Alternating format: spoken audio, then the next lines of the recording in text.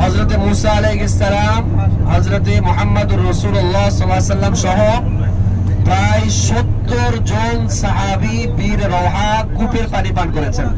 রওহা কূপের পানি পান করেছেন। আমরা সেই কূপে যাওয়ার চেষ্টা করব ইনশাআল্লাহ।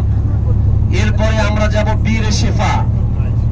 বীরে শিফা, বীরে শিফা অর্থ কি? বীর মানে কূপ, শিফা মানে রোগ মুক্তি, রোগ মুক্তির কূপ। এটা কেন হলো? আল্লাহ রাসূল সাল্লাল্লাহু আলাইহি ওয়াসাল্লাম বদর যুদ্ধ থেকে ফেরার সময়, আল্লাহ রাসূল বদর যুদ্ধ থেকে ফেরার সময় যে জায়গায় অবস্থান করছিলেন সেখানে একটি কূপ ছিল। সবাই তৃষ্ণার্ত হয়ে গেলেন, পানির পিপাসায় সবাই অত্যন্ত কাতর হয়ে পড়লেন।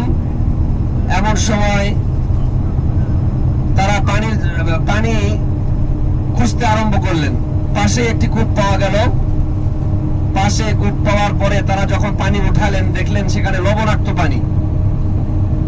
এই লবণাক্ত পানি যখন তারা দেখলেন, আল্লাহ রাসূলকে গিয়ে বললেন, ইয়া রাসূলুল্লাহ, আশেপাশে তো পানি নেই, কিন্তু এই কূপের পানি তো আমরা খেতে পারবো না, লবণাক্ত।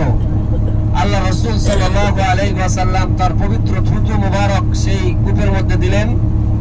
মুহূর্তের মধ্যে সেই লবণাক্ত পানি সুমিষ্ট পানিতে রূপান্তরিত হলো। সুবহানাল্লাহ। এই যে পানিটা সুমিষ্ট হলো, আজ পর্যন্ত সে কূপের পানি সুমিষ্ট। অথচ যারা বিজ্ঞানী আছে, ইতিহাসবিদ আছে এবং আশপাশে যারা পর্যবেক্ষক করা আছেন, দেখা যায় যে আশেপাশের যতগুলো কূপ আছে সব কূপের পানি লবণাক্ত। শুধুমাত্র আল্লাহর রাসূলের দোয়া এবং তার থুতুর বরকতে ওই বীরে শিফা, ওই কূপের পানি শুধুমাত্র সুমিষ্ট। সুবহানাল্লাহ। আমরা সেই কূপে যাব।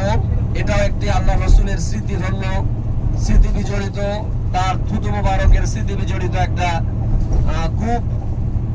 এখানে গবেষণায় দেখা গেছে যে এই কূপের পানি, পৃথিবীর সর্বশ্রেষ্ঠ পানি হলো জমজম কূপের পানি, সবচেয়ে ভালো, যেখানে আল্লাহ তাআলা পানির চাহিদা পূরণ করারও সুযোগ দিয়েছেন, খাদ্যেরও অভাব আল্লাহ তাআলা সে পানির মাধ্যমে পূরণ করেন। সুবহানাল্লাহ। সাথে সাথে তার মধ্যে আল্লাহ তাআলা শিফা রেখেছেন।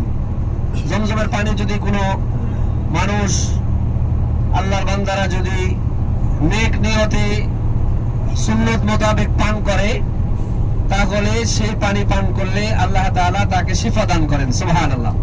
এজন্য এটা আমাদের আবেগ আছে। বাংলাদেশে আমরা যখন যে কোনো অসুখে পড়ি অথবা কারো কোনো অসুখ হয়, বিপদ আপদ হয়, শরীর খারাপ লাগে, জ্বর হয়, বমি হয়, সবাই কিন্তু আমাদের সাধারণ মানুষেরাও পরামর্শ দেয় কারো আশপাশে কারো জমজমের পানি আছে কিনা একটু। মাশাআল্লাহ। সম্মানিত হাজী সাহেবান, আমরা বাম দিকে একটু তাকাই। বাম দিকে তাকালে দেখবো যে জুল হুলাইফা মসজিদুল মিকাত। আমরা ইনশাআল্লাহ মক্কায় যেদিন যাব সেদিন এখানে আমাদের ইহরাম বেঁধে আমরা মক্কায় গিয়ে উমরা করব ইনশাআল্লাহ। এটা আরেকটি মিকাত। এখান থেকে ইহরাম বেঁধে আল্লাহর রাসূল এখান থেকে সাহাবায়ে কেরামকে নিয়ে ইহরাম বেঁধে মক্কার উদ্দেশ্যে রওনা হয়েছিলেন, মসজিদুল মিকাত।